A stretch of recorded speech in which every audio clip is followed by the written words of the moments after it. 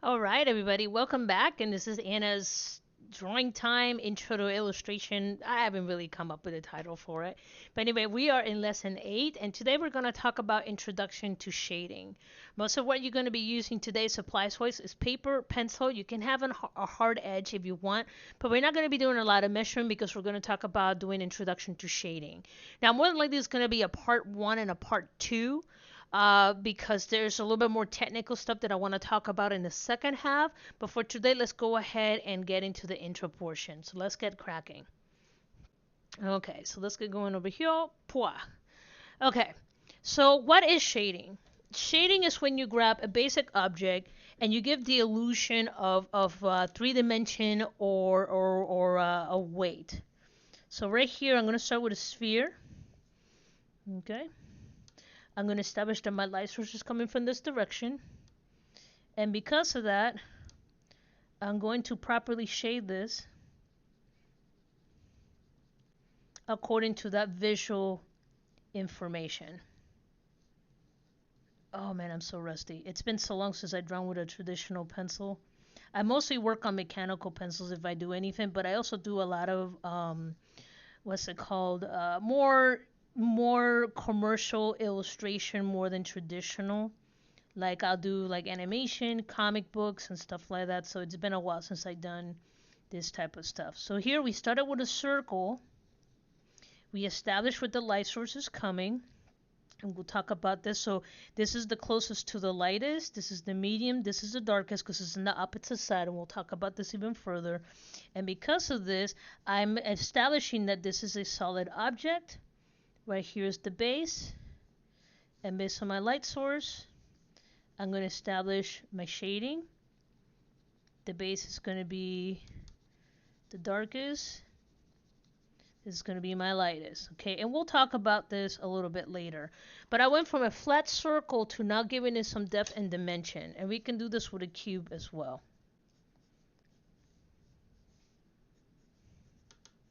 So here's a cube.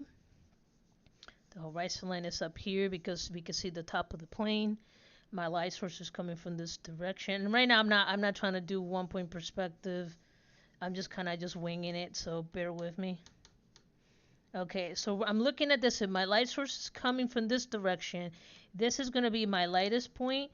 This is going to be my medius point because light wraps around, and we'll talk about that a little bit later. And this is my darkest point right here. Let's fix this box a little bit. That's driving me a little bit batty. Okay.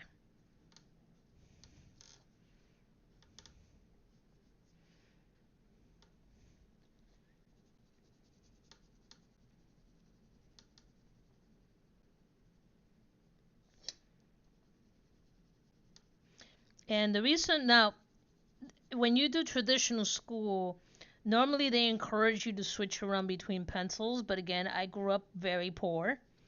So yes, at one point I did have a pencils of like my B's, my and all that stuff. But honestly, I just got used to using the muscles in my hand for the pressure, and that kind of helped me.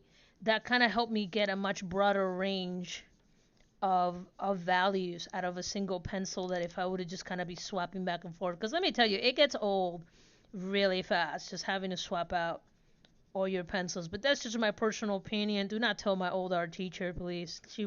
I can sense her glaring stare into the back of my skull right now as we speak. If she were to hear me today, what are you doing? I swear to God. Listen, artists on a budget.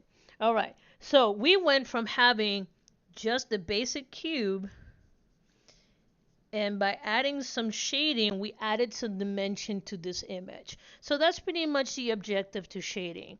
Now, let's go ahead and talk a little bit, just quickly, about some hand poses. Now, normally I tend to draw with a mechanical pencil. That's always seems to be my go-to. It's a consistent tip, and I like it because it allows me more control. However, traditional artists normally tend to work with a pencil. This is a Prismacolor with an eraser. I use these a lot for my comics. But let's talk about some of the ways that we can hold a pencil. So right here, this is known as an external tripod grip. Pretty much what this is right here. All right. And this is normally how I write. This is very comfortable to me. Everybody's a little bit different, but I normally like this to get very fine details. This is pretty much what I like to use this for. It just allows me more control. So that's just what I like to use when I am doing illustration. And right now I'm just kind of doing this at the top of my head, so I apologize if it seems kind of wonky. Okay, so that's pretty much what I like this grip for. It just gives me more control when I'm drawing. Then you have an overhand grip. An overhand grip is, if you're doing a lot of, this is pretty much what that is. You grab your pencil, you grip it around the bottom, and then you hold it right here. And this is great, like if you're doing some like shading and you want to build your values up. Some people like to use this. I haven't used this since my earlier career when I was trying to be a fine artist before I found out that I needed a paycheck to eat. Um, that's why I went more what's it called, more corporate illustration. It paid a little better, if I may be frank. And if someone wants to give me angry messages, I'm okay with that. I'm willing to take it. I'm talking from personal experience. But this allows you to also do shading as well. Alright, some people like this. Again, not my cup of tea. Other people like to do this where they grip it. This is known as the underhand grip, where you hold it up like this and then you just kind of, it's kind of like another variation of the tripod. But I kind of don't like this very much. Some people like it, but I'm not a fan of it. And then the last one, which is the one that I use most almost all the time, is a basic tripod grip. Like I said, there's extended, there's the over, and then there's right here where it's more control. And I personally like this a lot better. It just provides me a little bit more control over what I am doing. So that is my go-to, if I may be frank.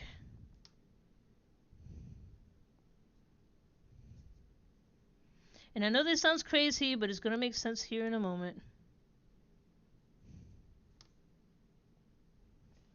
Alright. Yeah, working on a doodle, working on a doodle. This is my squirrel brain triggering. Squirrel! Alright, this person has a hoodie. They're a little bit androgynous.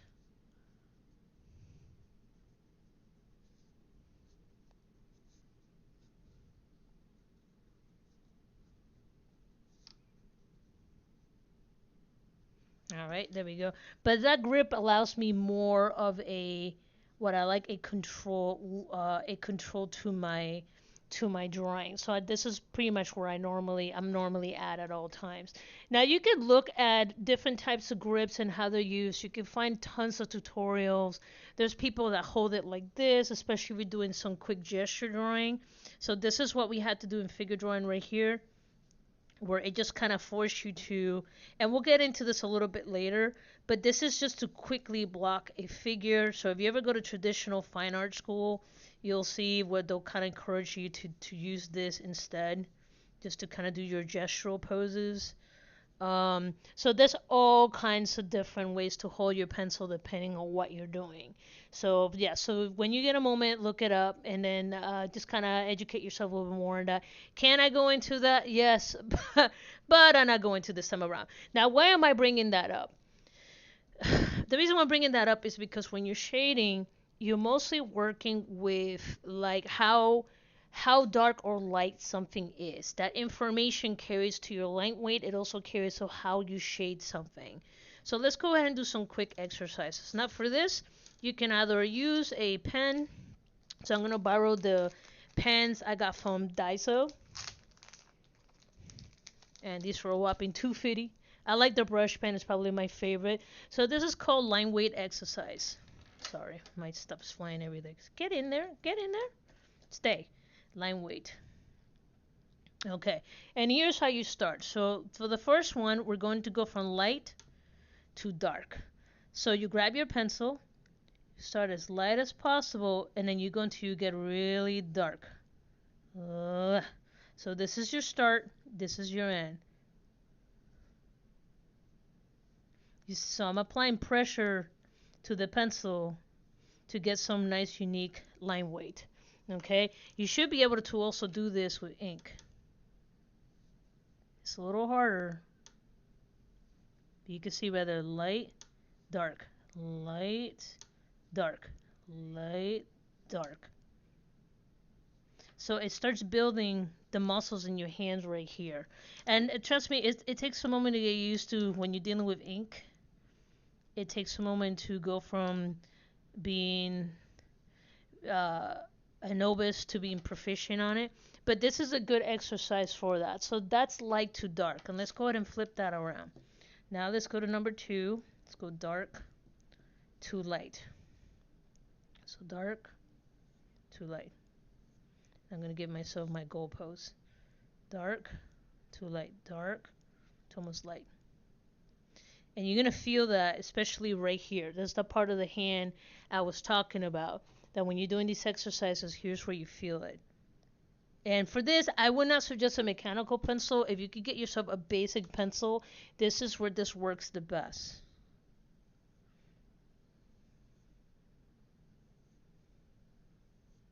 Okay, light to dark, and let's go ahead and do this with a brush pen. See, it's a little harder.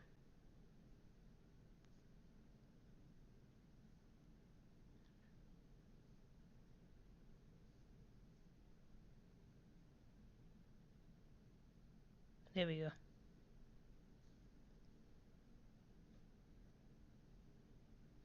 So again, depending on what brush you're using, you're going to have to play around with it so you can get that thick to thin, thick to thin.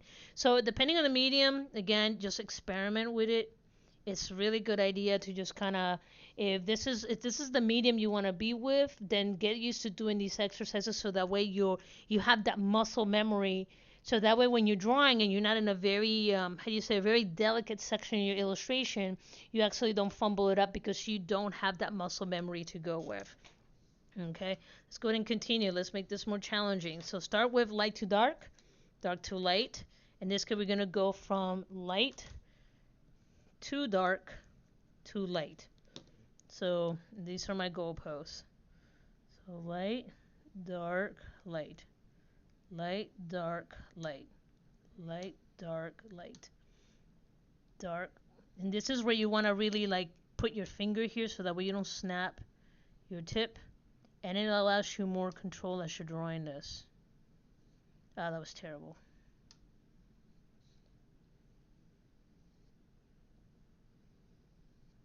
Alright, you can see I'm going from light to dark back to light. Let's do that with the pen.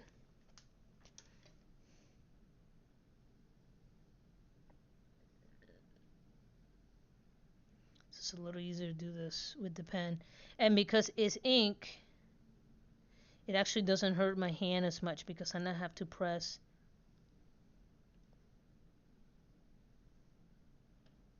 Now here's the fun part about pens. After you use them for a while, like the first couple of times they're really, they bleed a lot. But after a while that bleed kind of controls, and then you can go ahead and you have a little more control until it dries up. At that point it kind of sucks. All right, so light to dark, back to light. So this is just really good. Now, I will highly suggest if you're doing illustration, you want to build the muscles in your hand. And this also carries to digital, by the way, because your digital stuff, your digital like tablets and stuff, they do have pressure sensitivity. So if you could do this on paper, you can easily do it on digital. So let's go ahead and continue right here. So let's go to dark, to light, to dark. So again, let's go ahead right here. I'm gonna put it right there. That was terrible. Ah, did it backwards. My dyslexic brain. Dark, light, dark. Dark, light, dark. Dark, light, dark. Dark, light, dark. And you can see I'm all doing it with one stroke. Dark, light, dark. I'm working those muscles right here. Now you guys can't see it, but I definitely can feel it. So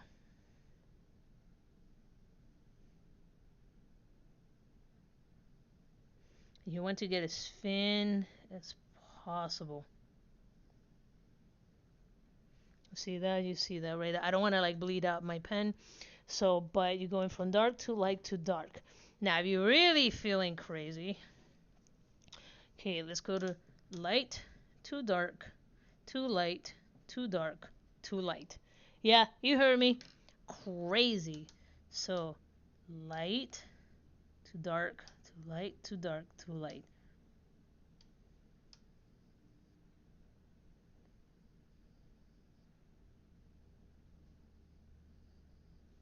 And it takes a while. If you're getting frustrated, don't worry about it. This takes a minute to build up those muscles. And it looks like a bunch of gibberish, but trust me, as you're drawing, you feel this.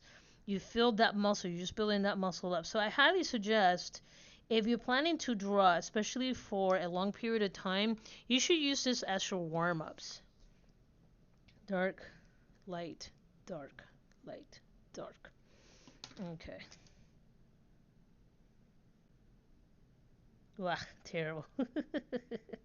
Okay. Dark, light, dark, light, dark, dark, light, dark, dark, dark. And after a while, you just kind of do them so fast, you just don't even feel it. There we go. All right. Is that pretty? Absolutely not. But it works. It totally works. All right. So I suggest every day before you start drawing to go ahead and get into this right here. Now, so now we talk about line weight again. You can give a lot of information to your audience. Line weight. Line weight is kind of what I call a muted way to do shading. And let me explain. So if I have a sphere right here, let's say this is my circle, right? That's my circle right there. And I know my light source is coming here. Instead of me doing all the shading, I can simply barely touch that there. And then as I go further away from it, I make my line darker and heavier. So the light that has heavy exposure to the light source gets a less thicker line. However, the side that is on the opposite end of it gets a much deeper or a much thicker line, implying to my audience that this side right here is exposed to more light, while down here is pretty much the shaded area. So line weight is more of a muted way to do shading. And you see this a lot, like old school graffiti, that they'll have like a shoe. Let's say this, like, I'm thinking like, let's say this is my shoe right here.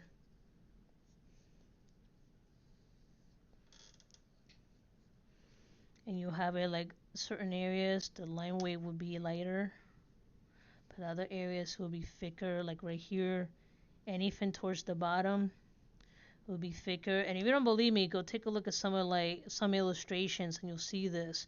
Especially a lot of the Sonic the Hedgehog stuff. They used to do this a lot in the old days, where they did a lot of line weight work on him, where like towards the closer areas that were away from towards his feet, they used to get a lot thicker. And you're talking about a kid that grew up with a Sega Genesis baby, so I have been watching Sonic artwork most of my life.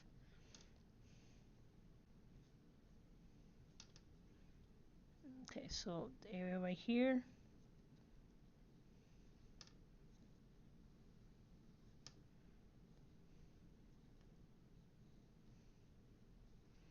Right here towards the base, I want to go ahead and enhance that because I want to talk about a curve there. And again, not everybody's right, not everybody's wrong, everybody's got their different methods, but line weight is a great muted way to provide shading information without providing a lot of heavy shading. You can see right here, just based on the shoe, that my light source is mostly coming from this direction just by looking at the line weight. All right, is this pretty? Absolutely not. But I could tell you that this side is lighter than this side over here, that's for sure. All right, let's keep going. Now, for this next exercise, I want you to find, I don't know, a magazine or something. Let me see, my phone is charged. Let me see. Let me try to find my phone. Go ahead and find a picture. It's not copywritten because that's a big thing these days. Copyrights are okay, but sometimes, man, they really do hamper people. Okay. Okay. So here's a photo that I took at my local Home Depot. Okay. This exercise right here is going to exercise your visual your how do you say, it's going to exercise your observational skills. All right. So what you do is you find a photo and then you grab a piece of, so you're going to need two pieces of paper for this. All right. And what I want you to do is that you're going to draw this without looking at your hand. Okay. You're going to draw whatever item you have without looking at your hand. Is it looks going to look crazy when you're done? Absolutely. But I want you to start really observing what you're drawing, because a lot of people, when they start drawing, they just kind of get sucked in, and they're just kind of they're trying to kind of cheat it as fast as they can. It's like it kind of looks like it, but it's not quite like it. So this starts building your observational skills. So if you have, I don't know, a sharpener here, let's start with something a little easier. I'm going to start with a sharpener, okay? And I'm going to draw this from my point of view. So I am going to cover my hand. Now, make sure you draw this without lifting your pencil. And I know it sounds crazy. I sound like a crazy Looney Tunes person. But then right here, see, I see the little blades. Okay, so I'm going to lift it up. It looks crazy as sin. That is okay. So here's what we got going on in here. So this is the line where I started here at the top. Then I tried to draw the curve because I was looking at this from 3/4 side and then coming down. Then I was drawing over, and then right around here I was trying to draw the indentation there, and then the little sharpener portion on the inside. So let's try this again. This time I'm going to use my flower. Okay, and again, this is an observational exercise. It's not meant for you to draw like the next Mona Lisa. So I'm going to start with that petal. I'm going to draw a petal there. But there's a petal up here. There's another one here. Another one there. Then from here, there's another one there. There's another one that kind of goes over here, goes down. And there's these. Now this one's going to look really crazy because, believe it or not, this is a very complicated illustration. Nope, don't go away, please. So if I believe this is a ginger root plant. Okay, so let's take a look. 1, 2. Okay, so you can see right here, even though it doesn't look perfect, I was still trying to keep track of what was going on in here. So if you ever want to make some crazy, what's it called, the abstract art, this is the way to do it. So I went right here. You could tell I started with this petal. Then I went on the side. This represents this petal here, this right here, this right here, this right here. Then I went down here, went across, went down here, went down here, went down here. And even though, like I said, it doesn't line up, notice that the base shape is still there. Okay, even though I couldn't see, I could still kind of grasp the general idea of what I was doing and what I was using. All right, let's go ahead and try something else. Let's try, let me see. All right, there's my kitty. So I'm going to try this with my kitty. Okay, so I'm going to do the same thing. I'm going to go up here. And you want to do this a couple times. That way you just kind of building those observational skill sets. And my cat is going to murder me if she saw how I drew her.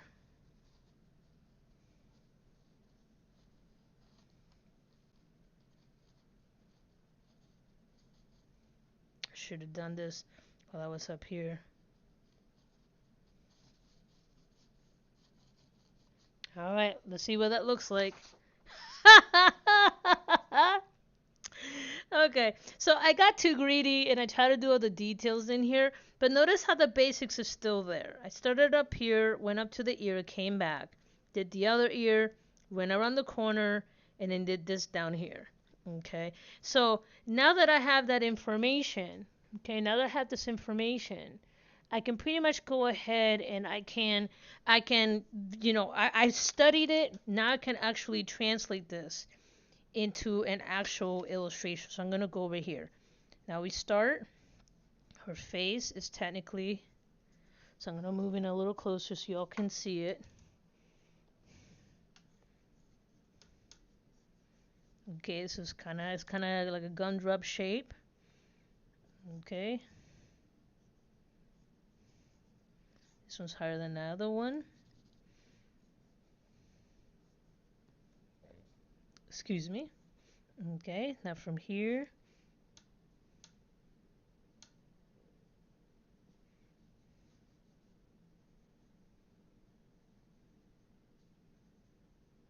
Circles. And again, this is just practice.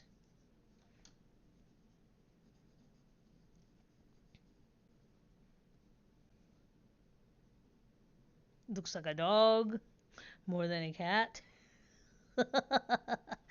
That's okay, we're having fun.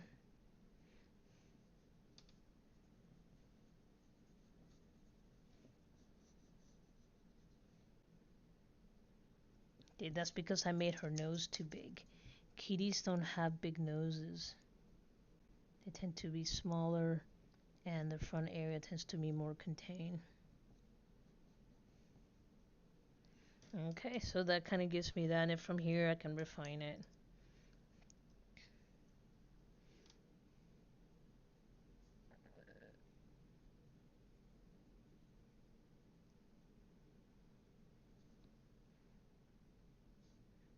So it kind of all builds upon itself. It's observational. Now, why am I doing this as observational? Very simple. A lot of shading is basic observational information that you are picking up from your whatever your subject matter is.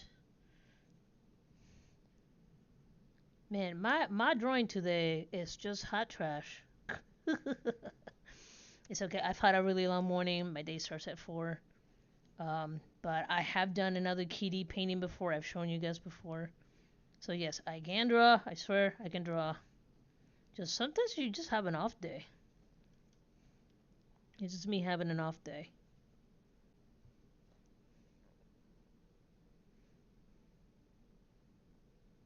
Alright. There we go. That's what it was. It's just a little too low.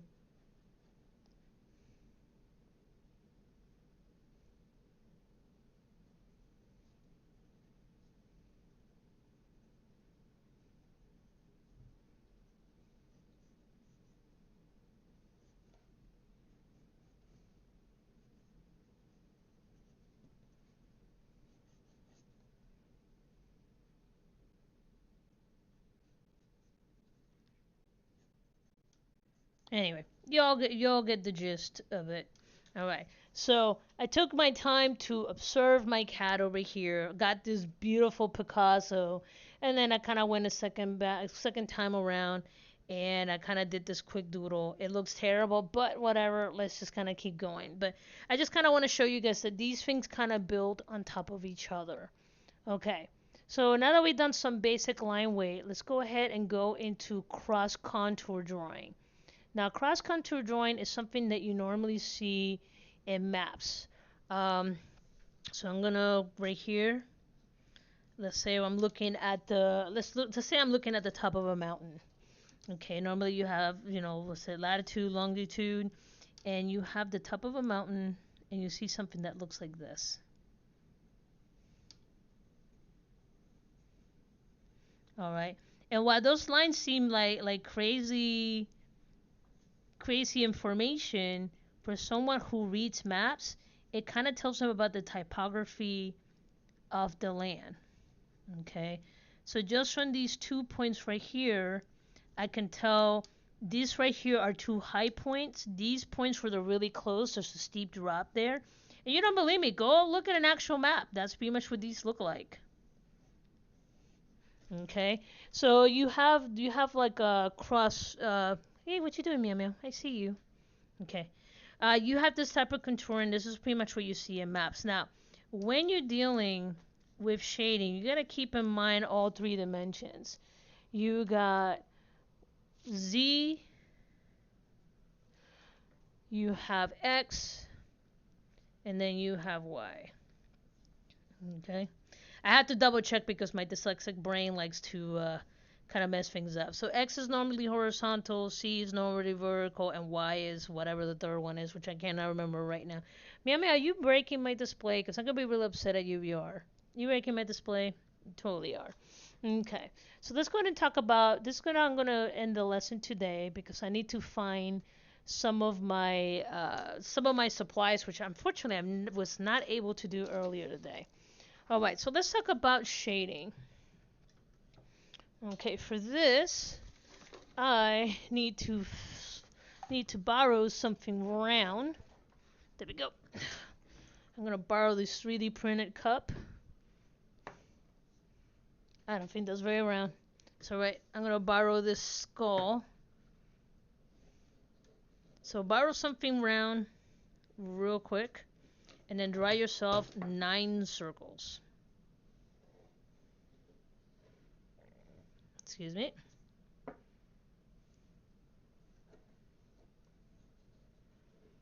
So that's 1.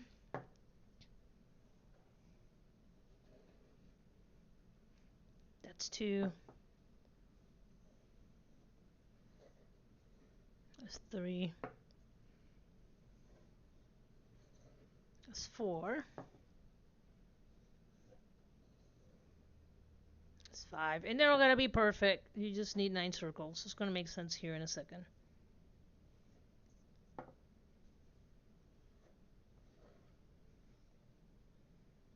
There we go. Alright, so we have 9 circles.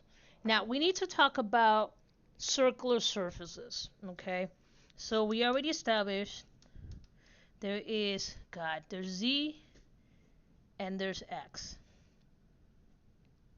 Okay, so if we were to look at this and we were to, let's say this is a flat surface and we're drawing lines. So right now, let's go ahead and tackle that first. So first of all, you have to keep in mind that you have 2 axes that you gotta maintain in mind the whole time, no matter if, especially dealing with a circular surface. You need to find out where the center is. So for the sake of sanity, for this one, I'm going to stick them in the center. So right now, if I'm going straight up and down, left and right, and this one is going to be left up and down, let's go ahead and just simply draw across. All right. When a lot of people learn how to shade, this is how they shade. This is okay, but it kind of flattens your image if you don't understand the volume. So just simply shading, a flat up and down shading, it just doesn't really help your image very much. It just looks like a grate. So right here is directly up and down. I'm going to draw my arrows. Up and down. This one I'm going to do side to side. You can see I'm just simply drawing across. It's kind of flat, kind of boring. It flattens it out. So if you don't understand this, this is how most of your shading will look like.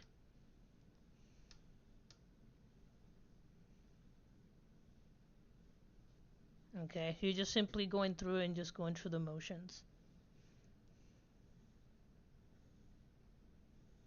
Don't you dare rip my stuff up. I see you. I see you, kitty. My cats are up to no good in the background.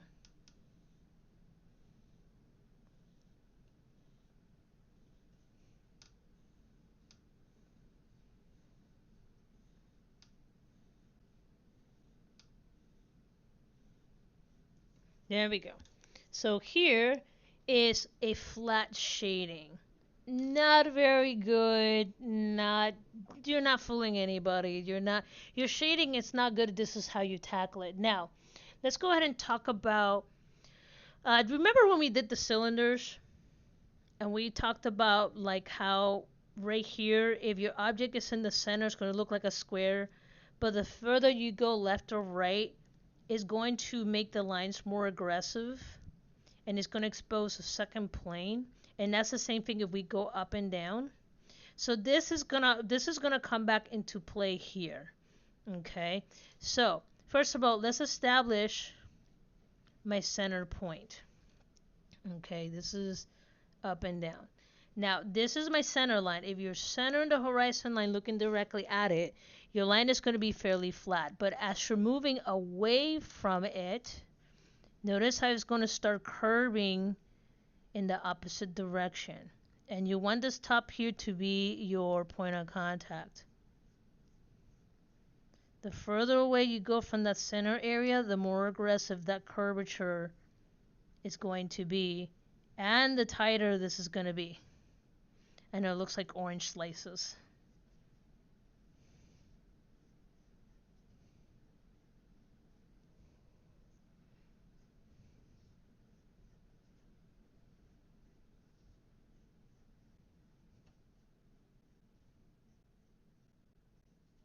That one looks like caca. But again, same thing with the pucks, but now we're doing it with the lines as we're going across the surface. When you're dealing with a circle, it's a curved surface. So if you have lines on it, the ones that are directly in front of you are going to look straight, but the further away you go from that center area as it curves along, it's going to have a more aggressive line. The same thing goes for horizontal.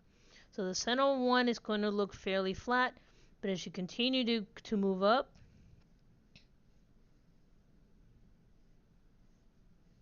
you don't believe me? Go look at any globe that you see out there. So I guess again, I'm drawing at an angle, so I'm kind of eyeballing this as best that I can at an angle, which kind of skews my view.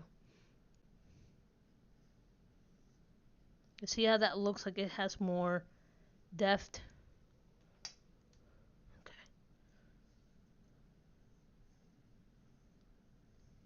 Okay. And now we do that going up and down. You got your classic globe that we've grown up with.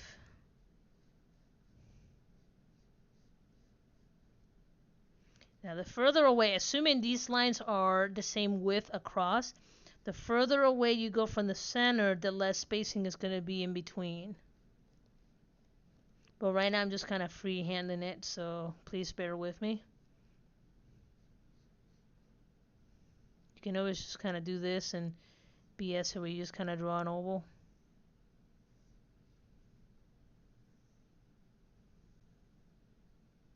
Now you know the cheat, kids. Okay, but you can see how versus the flat, now you're adding three-dimensional, because now you're understanding that depending on where we see in this, all right, the further we go from the center of this sphere, the curve is going to be more aggressive. It's going to distort, and that is the point of like doing shading. You want to give like this right here gives it volume versus this. So if you understand this at this linear level, when you go to shading, this is going to carry over because you're no longer shading. Let me provide the example. Look at that. Look at that. Look how flat that looks versus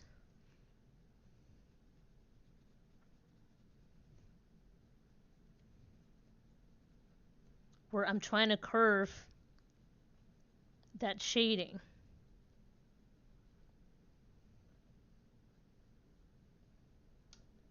It gives it more volume, more curvature right here because I am curving. I'm understanding that the further I go away, the more aggressive this curved line looks from that center point. All right, and right now I'm indicating that my light source is coming from here. This is what we're doing from here. This is my aggressive, my furthest point or my closest point in this indication, and the further away we move from it, the more aggressive those lines move. Now let's go ahead and tilt this a little bit over. Let's say you have, now you could do this with a beach ball, you could do with this all kinds of stuff. Okay, so right now let's say that I want to tilt this to the side. This is me kind of getting hard. All right. So from the center point, this is just kind of me increasing the difficulty. Getting hard sounds terrible. I'm sorry. Right here. So this is now my main focus point.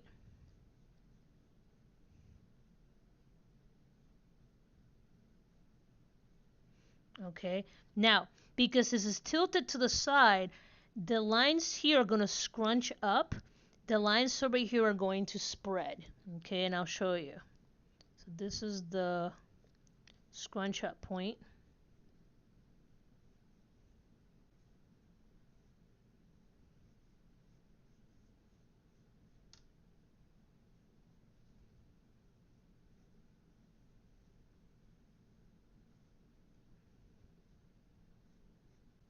And notice how I'm still following the curvature of the surface.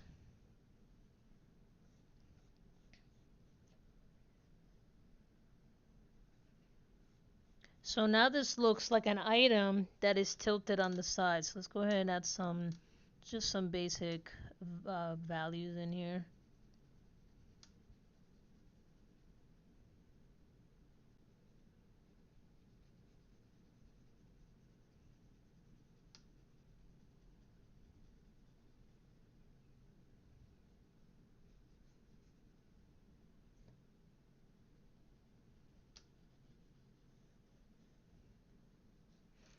There we go.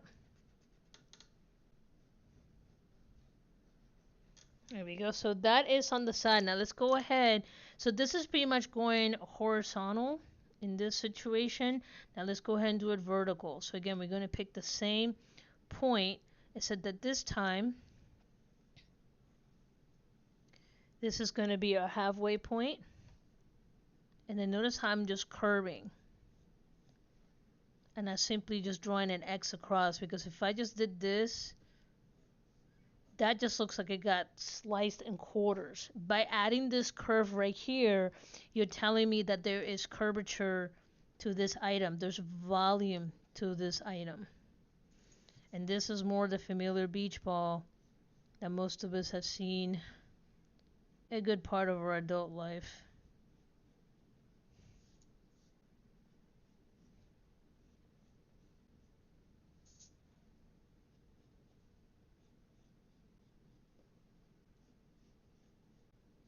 There we go.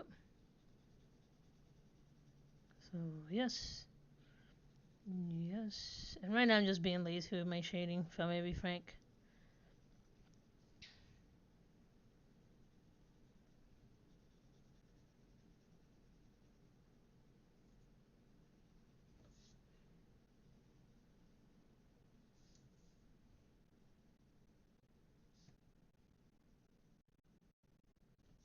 Yeah, by me simply going side to side, I'm pretty much right now following the contour.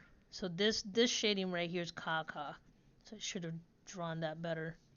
By me going from the bottom, going left to right, going back up, I am reinforcing that this is a circular round object. Does that make sense? See how pretty much what we did right here? I'm understanding. So this is a little more complex, but it's the same premise. I am understanding this, and I'm just simply tilting it over. So technically, I'm looking at this. The camera would be somewhere up here. It's pretty much the way that I'm looking at it down here. Okay. Now let's go ahead and do the all famous globe that we all seen our entire lives. And I'm gonna keep this one pretty simple. I'm gonna start with horizontal, excuse me, vertical, and I'm only gonna do 4s.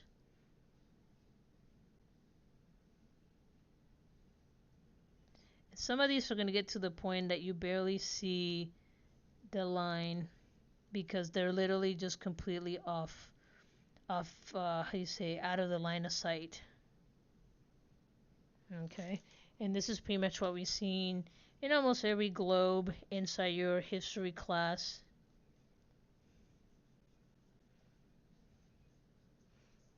Alright, not too bad. Awesome. So, yeah, so hopefully this is kind of making sense to you guys. Now, here is one thing that I will highly suggest, and unfortunately, I don't have an actual. Let me see if I can dig up something. Okay. And even then, I'm too scared to dig up anything because of like copyrights and stuff. I don't have any good stock just kind of laying around. Let me see what I got here. Some packaging. Okay. So I'm gonna quickly draw this. Let me get a sheet of paper. Oh my goodness, I feel so old. Okay, so here's what I want you guys to do. I want you to find a photograph. I don't care if it's from a magazine or whatever. And I want you to do some cross contour. You could look this up. It's called cross contour illustration, where they pretty much go ahead or just contour line illustration. And you can see these exercises where folks will grab something like a mouse and then they just pretty much draw the contour of it. So for the sake of this, let's pretend here's my photo. I'm gonna quickly sketch this out.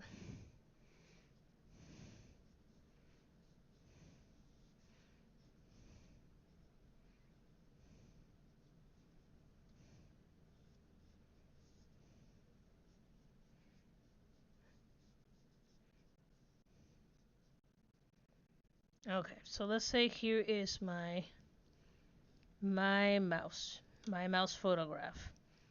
All right. And what I want you guys to do is, if you have a piece of tracing paper, put a piece of tracing paper over it. And you can find tracing paper fairly cheap. I believe the dollar store that I went to had some tracing paper, so just go ahead and check them out. But let's say this is my illustration of my mouse. Okay. So what I want you to do is that you're gonna look at this drawing, you're gonna do this photo, and you're gonna figure out what is the highs and points on this object. So right here I'm looking at this.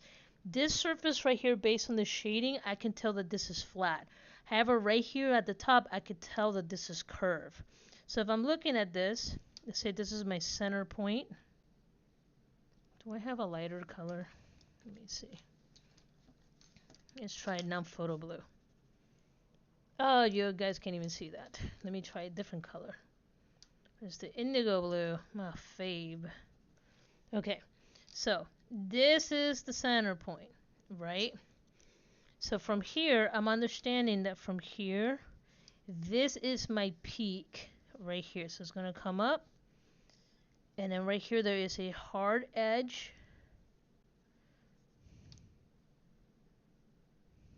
And this kind of curves around. This should have been part of the drawing.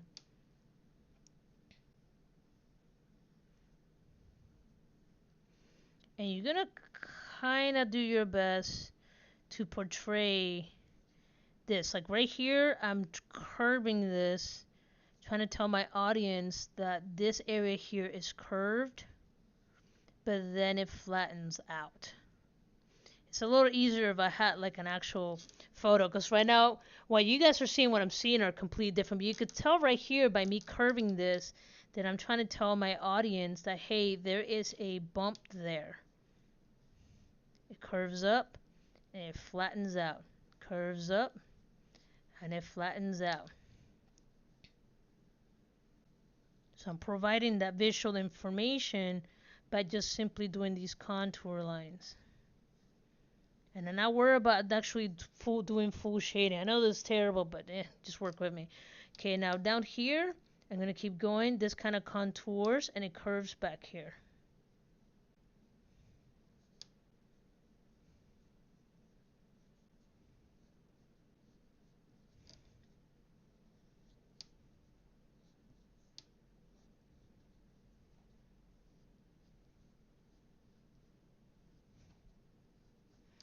Alright, so we got that right there.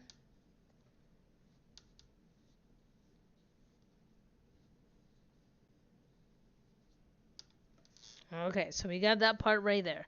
Now let's go ahead and then try to do the curvature here. Alright, so again, I'm just looking at this from my side. It's a little harder to translate because again, there's what you guys are seeing and then what I'm seeing over here.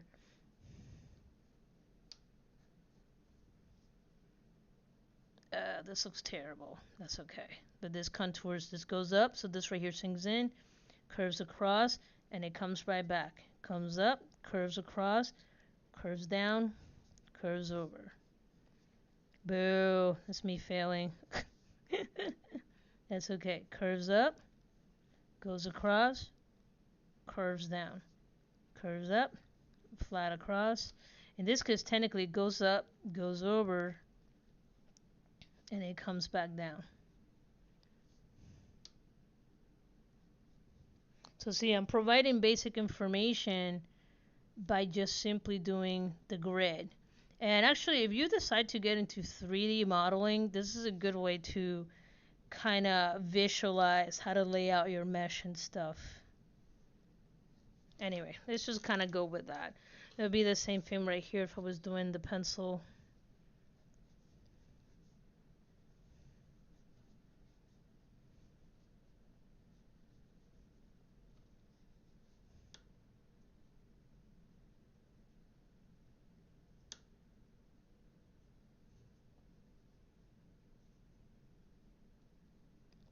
It's just trying to figure out all these little surfaces. So if I were to look at this pencil sharpener right here,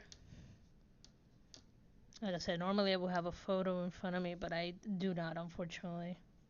Okay, by me simply going this way, I'm telling my audience that this is a flat, rigid surface.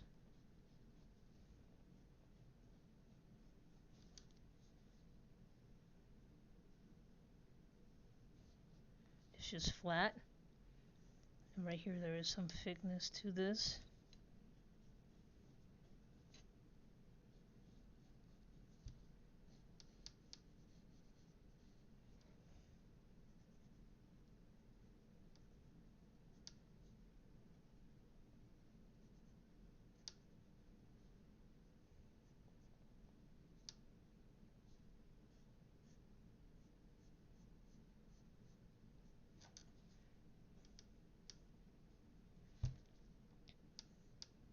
However, right here we have a cone area.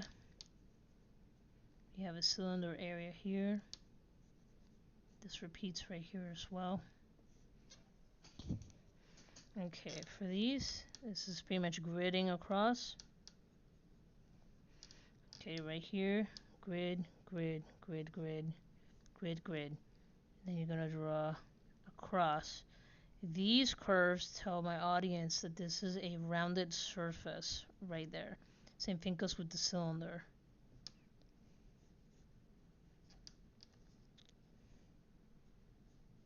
And what does that mean? Why is this important? Well, again, if you understand this, when you do shading, okay, if I'm looking at this, if my light source is coming from here, I understand. Hey, this is on the inside. This is a flat shade in here. Okay, right here, this is a corniferous or kind of cone-like shading. This right here is going to be darker because apparently there's like a really dark area down there. Okay, this right here, curve. Now this right here, this side is mostly in shadow, but then this will drop off to light. So this right here is going to be my darker side. But as I move across, it's going to get a little lighter in here. Okay, it's the same thing over here. This is my lighter side. It's going to be moving right across. Technically it's a little darker over here, but not as dark on this side. I said, I hope I don't sound like a crazy person and this is making sense. This is on the opposite side, is completely in shading. This right here is in the inside, so it's in shading, shading.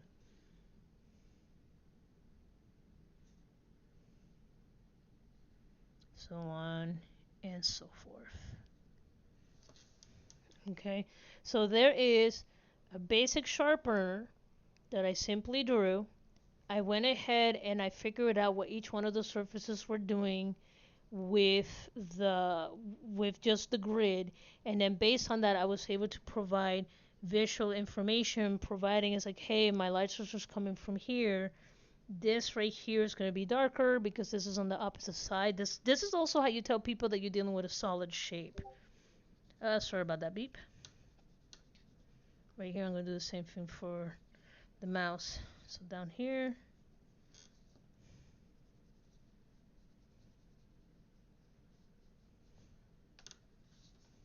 So right here, this is the top of the hill. The way that this works, well, I technically, when I'm looking at this mouse, I have double light source. I have one coming from my window and one coming from the light source right here on the desk.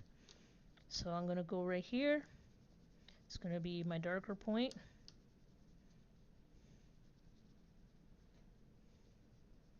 And unfortunately, this mouse does have reflective surfaces. Right here, there's a little bit of a curve. Before it goes right here, there's that bump that we defined earlier. There is a split right here. There's another shaded area there.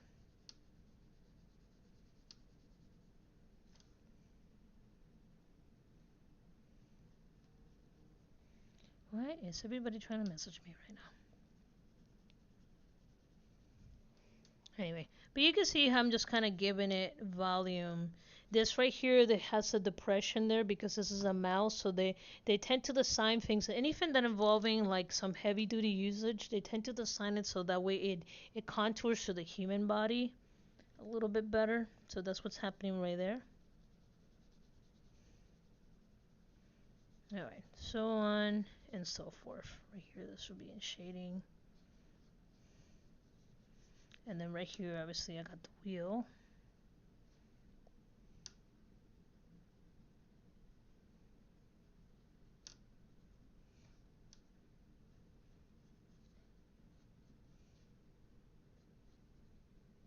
And again, these lessons make no sense. Please let me know, because this makes a lot of sense in my head. But sometimes I have to like re-explain myself to people because I explained it in a way that only makes sense to me. So plus it helps me improve my communication skills. And I used to be a college instructor. So it's one of those things that you're also helping me by letting me know, hey, this portion didn't make sense. So I can go back and also refine that. Um, yep. So no, you're not hurting my feelings when you say, hey, lady, you make no sense. Actually, I welcome that feedback because that makes sense to me. So, and that comes from a lifetime. I consider myself a student of the world. I'm constantly learning. I never claim to be like I am the guru anything because guess what? The second you claim you're a guru, there's somebody out there that's better than you.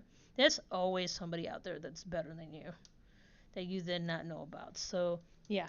But anyway, so this kind of just gives you the basic idea of what I was trying to portray when it comes to shading. But for today, we mostly talked about line weight.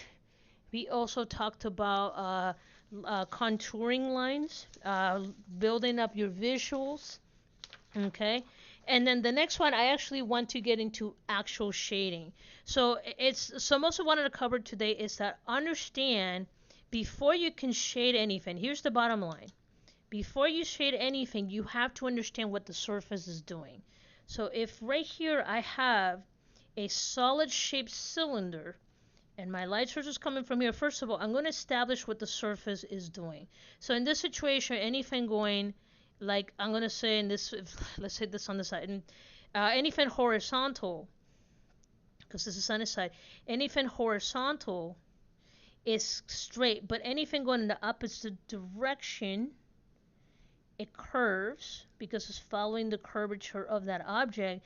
Now here on the outside it's going to curve towards one direction, and then on the inside it's going to curve to an opposite direction. So yes, it's good to track both the inside and out of an object. I don't know what my cats are doing in the background, but they're sure doing something shenanigans. I can hear them.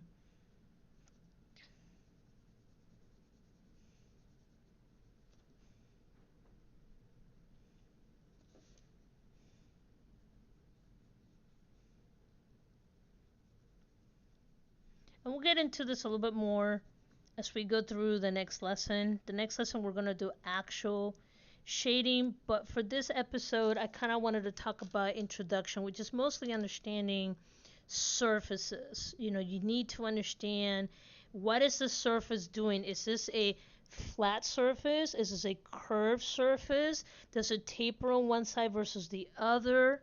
Is it like this where it's got more of an organic look to it? You see it, that information, that shading information that I'm even looking at here, this tells me, to my mind, it's like, hey, that's a curved surface. Even just looking at the texture, this right here is this right here is reflective, what this right here is more dull, but that's because they want something for the grip. So that's the kind of stuff that I want you guys to do between this lesson and the next lesson. Go ahead and grab some objects, try to draw them or use tracing paper, and then try to figure out how do you visually represent that to your audience. Like, hey, here's a flat surface. Hey, here's a curved surface, by doing the grid system on it. And are you going to mess this up a couple times? Absolutely. Should you give up? Absolutely not. Just keep trying, and like I say, you just start with simple things like an apple, a sphere, a roll of toilet paper, just really basic stuff, and then start moving into more complicated stuff. Now, for the love of God, if you love yourself, do not start with a Gundam Wing model. Those things are difficult to draw, just basic line art. But just pick simple things like a game controller, a pair of scissors, anything that is mechanical. You might drive yourself completely batty. So just do simple things, and remember to go through these exercises little by little between this lesson and the next lesson. But anyway, guys, with that, I hope you guys liked this episode. And I hope, sorry, for a second I thought my microphone was muted again. I was going to lose my marbles. But anyway, I hope you guys like this content. Please like and subscribe. Again, if something doesn't make sense or you have suggestions, please let me know. I do notate them so that way I can go ahead and I can kind of develop some content from that. But anyway, guys, till next time, I appreciate you and I hope you all stay safe and keep on sketching.